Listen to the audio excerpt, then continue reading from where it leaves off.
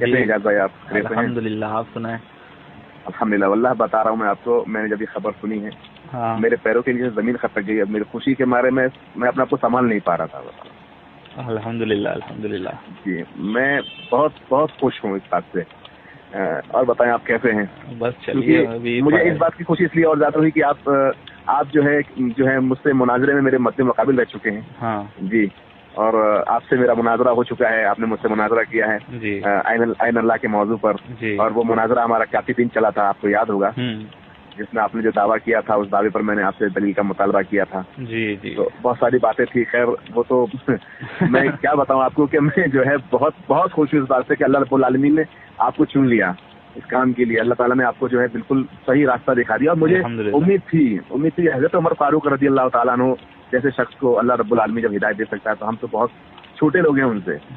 بے شک. جی، تو میں یہ جاننا چاہتا تھا اعجاز بھائی کہ دیکھیں میں آپ کو بتا دوں، یہ میں آپ کی یہ آڈیو جو ہے میں ریکارڈ کر رہا ہوں کیونکہ مجھے بے حد خوشی ہے اس بات کی کہ میں جاننا چاہوں کہ آپ سے کہ آخر کیا وجہ رہی کہ آپ نے جو ہے جس کے آپ بہت معتقد تھے، جس کی آپ دعوت اور جس کی آپ تبلیغ کیا کرتے تھے بہت زیادہ، مطلب ایک دم جس کو کیا شدت سے آپ جس کو پکڑ کے رکھے ہوئے تھے، آخر کیا وجہ رہی اچانک اس چیز کو آپ نے چھوڑا اور کتاب و سنت کی طرف آپ مائل ہوئے؟ ہاں، بہت سی وجہ ہے. سب سے پہلی وجہ تو یہ تھی کہ جو ان کے اکابرین ہیں علماء دیوبند کے، جی جی، ان سے نبی صلی اللہ علیہ وسلم کی بہت توہین ثابت ہے.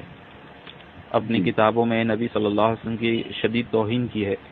یہ اشرف علی تھانوی صاحب ہے، پھر جو ہے اپنے خلیل احمد سہارنپوری ہے، اور تحذیر الناس میں جو ہے ختم نبوت کی جو آیت ہے اس پر جو ہے اشکال کیا گیا ہے کہ اگر اس میں جو ہے زمانے آخری مانا جائے تو کوئی وصف نہیں رہنا، حضور صلی اللہ علیہ وسلم کی کوئی خاصیت جو ہے ثابت نہیں ہوں گی اس سے.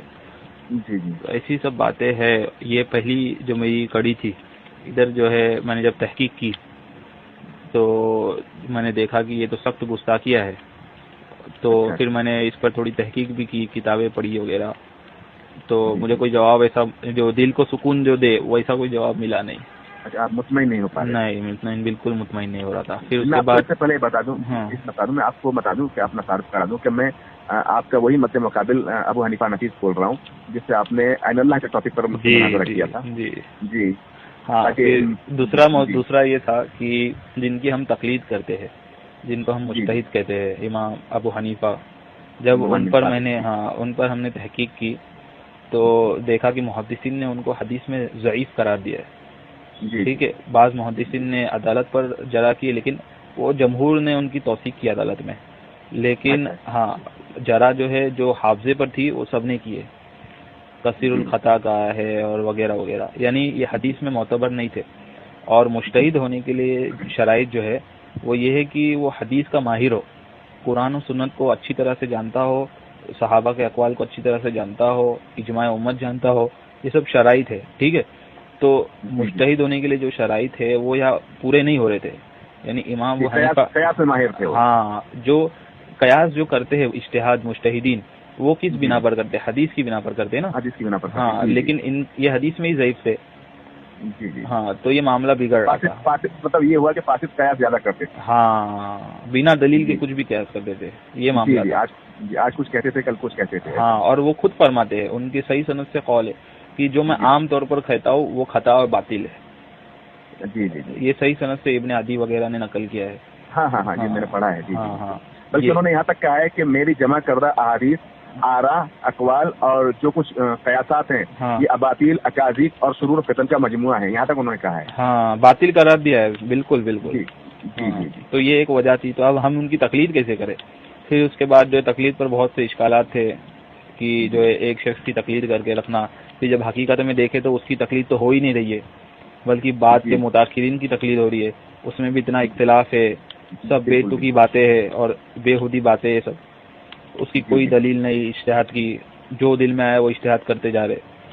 تو یہ سب باتیں تھی. اس کے بعد جو ہے پھر میں نے عین اللہ پر جس پر جو ہے میں بہت تحقیق کر چکا تھا پہلے، اس کو جو ہے اس پہ بھی میں نے بہت تحقیق کرنا شروع کی. مطلب بھائی ابھی سب مسئلے جو ہے کلیئر ہو رہے تو یہ بھی ذرا دیکھے. تو اس میں بھی جب جس وقت آپ سے میرا مناظرہ ہوا تھا عین اللہ کے موضوع پر، اس وقت میں نے آپ کو بہت سارے مطلب آپ کے اکابرین سے متعلق میں نے آپ نے جو کچھ حوالے کیے تھے وہ کیسا ہو گیا. ابھی میں نے جب عقیدے دیکھا تو تعارض ہے علماء دیوبند میں، عقیدے میں تعارض ہے. عین اللہ کے موضوع پہ کوئی کہتا ہے کہ اللہ ہر جگہ ہے، کوئی کہتا ہے کہ جو ہے اللہ لامکان ہے. یہ تعارض تھا علماء دیوبند میں، شدید تعارض ہے اس پر. علماء دیوبند میں تعارض کے ساتھ ساتھ آپ خود دیکھیں، میں نے آپ سے ایک بات کہی تھی اس میں میرے اور آپ کے مناظرے میں کہ مولانا الیاس گھمن صاحب نے اس عقیدے کو 3 حصوں میں بانٹا ہوا ہے. علماء کا عقیدہ الگ، عوام کا عقیدہ الگ، اور اسی طرح سے جو طالب علم کا عقیدہ اس کا الگ، یعنی ایک ہی عقیدے کو 3 ٹکڑوں میں بانٹا ہوا ہے. تو میں نے اس میں آپ سے کہا تھا کہ یہی اسی طرح کی الیاس گھمن صاحب سے آپ کہیں کہ کوئی ایسی قرآن کریم کی آیت کریمہ یا اسی طرح سے احادیث مبارکہ کوئی رسول اکرم صلی اللہ علیہ وسلم کی واضح طور پر کوئی بتائیں کہ جس میں رسول اکرم صلی اللہ علیہ وسلم نے ایک ہی عقیدے کو عوام کے لیے الگ بیان کیا گیا ہو، اور اسی طرح سے طالب علم کے لیے الگ بیان کیا گیا، اور اسی طرح سے جو ہے ایک اس کو کیا کہتے ہیں، میں نے کیا بتایا، طالب علم، عوام اور عالم، ان تینوں کے لیے الگ بتایا ہو. ایسی کوئی دلیل الیاس گھمن صاحب پیش کریں. تو اس وقت آپ کیا محسوس کر رہے تھے جس وقت میں نے آپ سے بات کہی تھی؟ میں سوچ میں ہی پڑ گیا تھا میں کیا جواب دوں. اصل میں کیا ہے نا کہ علماء دیوبند کی محبت دل میں بھری ہوئی تھی. جی جی. تو جب تک جو ہے اصلیت ان کی سامنے نہ آئے تو بندہ ہر چیز کی تعویل کرتا ہے. جی بالکل، آپ نے کافی تعویلیں کرنے کی کوشش کی تھی. ہاں، یہاں تک کہ جب میں نے یہ بھی کہا تھا کہ اشرف علی تھانوی صاحب کا جو آپ نے کہا تھا وہ کاغذ اور گوند کی مثال دی تھی اللہ کے قریب ہونے کی. جی ہاں، میں نے اس پہ اعتراض کیا تھا. ہاں، الیاس گھمن نے بھی جو نقل کی تھی، کیا اللہ جو ایسے قریب ہے جس طرح جو ہے دو کاغذ گوند سے چپکے ہوئے ہوتے ہیں معاذ اللہ. جی جی. تو یہ جو ہے بندے کی جان کے درمیان اللہ رب العالمین ایسے ہی مطلب موجود ہے. ہاں، تو یہ سب جو باتیں تھی اس کی تعویل کرنا بہت مشکل تھی. اور میں نے اس وقت بھی یہ کہا تھا کہ اگر یہ ان کی بات ثابت ہو جائے تو میں دیوبندی نہیں رہوں گا، اور وہ تم لوگ نے ثابت کیے تھے. جی جی جی. اس پر میرے اس پر بھی میں تھوڑا یہ ہو گیا تھا، بولا یہ تو ثابت ہے بات. اور مولوی الیاس گھمن نے تو اس کو اس انداز میں پیش کیا، استغفر اللہ، تو کھلی طور پر تشبیہ کرتا ہے وہ، کھلی طور پر. جی جی جی. ہاں، یہ اس پر میں نے تحقیق کی الحمدللہ، تو دیکھا کہ علماء دیوبند میں تعارض ہے، شدید تعارض ہے، بہت اختلاف ہے. تو کوئی اشرف علی تھانوی صاحب کہتے ہیں کہ ہر جگہ ہونے کی، اللہ کے ہر جگہ ہونے کی ایک بھی دلیل نہیں ہے. اشرف علی تھانوی صاحب یہ کہتے ہیں، اور ان کے آج کے دیوبندی کہتے ہیں کہ اللہ ہر جگہ ہے، اور قرآن سے دلیل پکڑنے کی کوشش کرتے ہیں. جی دیکھیے، آپ کو یاد ہوگا کہ اشرف علی تھانوی سے جو یہ حوالہ دیا تھا تو آپ نے کہا تھا کہ آپ نے خود اس بات کو قبول کیا تھا کہ اشرف علی تھانوی نے یہاں پر جو ہے جو مثال جو لی ہے گوند سے مثال جو لی ہے، اس میں جو ہے اس میں انہوں نے ذکر کیا کہ یہ علمی مراد ہے، ذاتی نہیں ہے. تو الیاس گھمن صاحب نے اس کو ذاتی کیسے بیان کر دیا تھا؟ الیاس گھمن نے ہی سب گیم بگاڑا ہے. جی جی. جبکہ اشرف علی تھانوی صاحب اس کو علمی مراد لیتے ہیں کہ یہ معیت جو ہے یہ علمی ہے. بالکل بالکل. اور انہوں نے کہا ہے کہ ذات سے ہر جگہ نہیں ہے اللہ، اس کی دلیل بھی نہیں ہے ان کے نزدیک. جی جی جی جی. اسی میں وہ الیاس گھمن صاحب نے تعویل کی چیز کا آپ دفاع کر رہے تھے. اور آپ نے میں نے آپ کو ایک اور بھی حوالے دیے تھے جس میں طارق جمیل صاحب جو ہے اللہ رب العالمین کے آگے پیچھے گھومنے کی بات کر رہے ہیں. جہاں ہماری اور آپ کی بحث ہو رہی تھی مکان پر، تو وہ آگے اور پیچھے اللہ رب العالمین کے، ہم تیرے آگے گھومتے تیرے پیچھے گھومتے. تو یہ تو خود مقید کر دیا نا اللہ رب العالمین کو، خود اللہ رب العالمین کو مقید کر دیا کہ آگے اور پیچھے آپ گھومیں تو اللہ رب العالمین کے آگے پیچھے آپ گھومیں گے. تو پھر آپ نے کہا مانا کہ اللہ رب العالمین محدود ہے. ویسے اس پر میں نے بہت تحقیق کی، تو اسلاف کا جو عقیدہ میں نے دیکھا تو وہ یہ ہے کہ اللہ تعالیٰ جو ہے اپنی ذات سے عرش کے اوپر مستوی ہے، اس کی کیفیت ہم نہیں جانتے. وہ بائن انل خلق ہے، بائن انل خلق، مخلوق سے جدا ہے. ہاں، مخلوق میں حلول نہیں کرتا ہے، عرش کے اوپر ہے، اس کی کیفیت اللہ جانتا ہے، اس بارے میں ہم وہم نہیں کر سکتے. اور مخلوق سے جدا ہے اور بذاتی عرش پر ہے. بلکہ میں نے اس پر اتنی تحقیق کیا، ابن ابی شیبہ رحمہ اللہ جو ہے نا اپنے مصنف ابن ابی شیبہ والے، یہ امام بخاری کے استادوں میں، تو یہ اتنے بڑے محدث اپنی کتاب العرش میں فرماتے اللہ مستوی العرش بذاتی ہی، اپنی ذات کے ساتھ مستوی ہے. صاف الفاظ ہے ان کی خود کی کتاب میں. اور جو ہے جو دوسرے امام ابو زرع رازی ہے، امام ابو حاتم الرازی ہے، ان دونوں کا بھی یہی عقیدہ ہے. اللہ تعالیٰ جو ہے عرش کے اوپر، اپنی کتاب اصول السنہ میں عرش کے اوپر اللہ تعالیٰ ہے، بذاتی ہی ہے. اور جیسا اس نے قرآن میں فرمایا ہے وہ یہ کہتے ہیں. پھر دیگر جو محدثین ہیں جیسا عبداللہ ابن مبارک ہے، یہ تو عبداللہ ابن مبارک وہ شخص ہے جن کے بارے میں کہتے ہیں کہ ان پر کوئی جرح نہیں ہے. یہ ایسے شخص ہے کہ محدثین پر تو بڑے بڑوں پر جرح ہو گئی ہے 1-2، لیکن ان پر کوئی جرح نہیں ہے، ایسا دعویٰ کیا جاتا ہے. محدثین ایسا دعویٰ کرتے ہیں کہ ان پر جرح نہیں ہے. تو ان کا بھی یہی عقیدہ تھا کہ اللہ تعالیٰ جو ہے اپنے عرش کے اوپر ہے بذاتی ہی. اور اللہ کی قسم کھا کے کہتے ہیں کہ وہ اللہ کی قسم کھا کے کہتے ہیں تو اور فرماتے ہیں کہ ہمارا جہمیوں جیسا عقیدہ نہیں ہے، یعنی ہر جگہ ماننے والا، یعنی ہر جگہ ماننے والا جہمی ہوتا ہے. ہاں یہ بات بڑے بڑے محدثین نے کی اسلاف سے. آپ کو یہ اپنے کیا نام ہے ان کا، اللہ نام یاد نہیں آ رہا ہے، حماد بن زید. ہاں حماد بن زید یہ کبار محدثین میں ہے. حماد بن زید فرماتے ہیں، یہ امام حاکم نے اپنی کتاب الرد الجہمیہ کچھ کتاب کا نام ہے، اس میں نقل کیا ہے کہ حماد بن زید فرماتے جہمیوں کا عقیدہ ہے کہ اللہ تعالیٰ ہر جگہ ہے، اور متکلمین کا یہ عقیدہ ہے، متکلمین جو معتزلی تھے ان کا یہ عقیدہ ہے کہ اللہ تعالیٰ نہ عرش کے اوپر ہے، نہ زمین میں، نہ آسمان میں ہے، نہ داخل العالم میں، نہ خارج العالم میں. جو آج کے اشعری جو اپنے آپ کو کہتے ہیں ان کا یہی عقیدہ ہے. ہاں تو یہ عقیدہ جو ہے متکلم معتزلی کا تھا. پھر فرماتے ہیں کہ اہل سنت کا یہ عقیدہ ہے کہ اللہ تعالیٰ جو عرش کے اوپر ہے اور اس کا علم ہر جگہ ہے، ہر چیز کا احاطہ کیے ہوئے اس نے علم کے طور.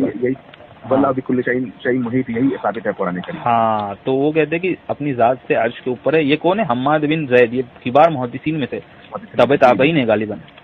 جی ہاں اور دیگر جو یہ امام، اس کے بعد جو امام اوزائی ہے دیگر، اور امام جو اجوری ہے جو کتاب الشریعہ جن کی ہے، جی امام اجوری جی، ہاں یہ بھی اپنی کتاب میں فرماتے ہیں اللہ تعالیٰ جو ہے عرش کے اوپر ہے، اس کا علم ہر جگہ ہے. ماشاءاللہ کافی تحقیق کی آپ اور نے، بہت سے اتنے حوالے ہیں، اتنے امام.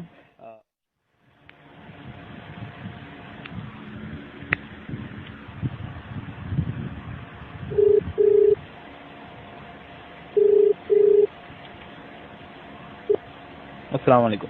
وعلیکم السلام ورحمۃ اللہ وبرکاتہ. آپ کا فون کٹ گیا تھا. ہاں جی، تو میں یہ کہہ رہا تھا اتنے حوالے، بلکہ جو ہے بعض محدثین نے جو 300 ہجری کے ہے، 200 ہجری کے ہے، 400 ہجری کے، یہ جو بڑے محدثین سکھا ہے، انہوں نے اجماع نقل کیا ہے کہ اللہ تعالیٰ جو ہے عرش پر ہے اور زمین پر نہیں ہے، اتنے صاف الفاظ میں. اور فرماتے کہ مسلمان محدثین کا اس پر اجماع ہے.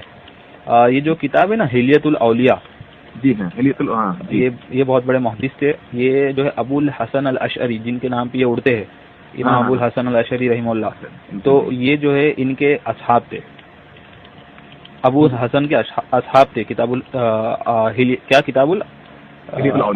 الاولیاء، تو اس کے مصنف جو ہے وہ اصحاب یہ تھے ابو الحسن الاشعری. وہ فرماتے کہ اہل علم کا اجماع ہے اس بات پر کہ اللہ تعالیٰ جو عرش کے اوپر ہے اور زمین پر نہیں ہے، اس کا علم ہر جگہ ہے. یعنی یہ جو اشعری تھے پہلے کے متقدمین، ان کا آج کے اشعری کا کوئی واسطہ ہی نہیں ہے. ان کا عقیدہ وہی ہے جو ہمارا تھا. جی دیکھیے، میں نے آپ کو ایک بات اور بتائی تھی اس کے اندر کہ یہ تو محدثین کے اقوال رہے، ماشاءاللہ بہت اچھی تحقیق ہے آپ کی. ایک اصول ہے کہ عقیدے میں تقلید نہیں ہوتی، تو آپ کو پتا ہے. میں آپ نے بھی اقرار کیا تھا اس بات کا کہ ہم عقیدے میں غیر مقلد ہوں.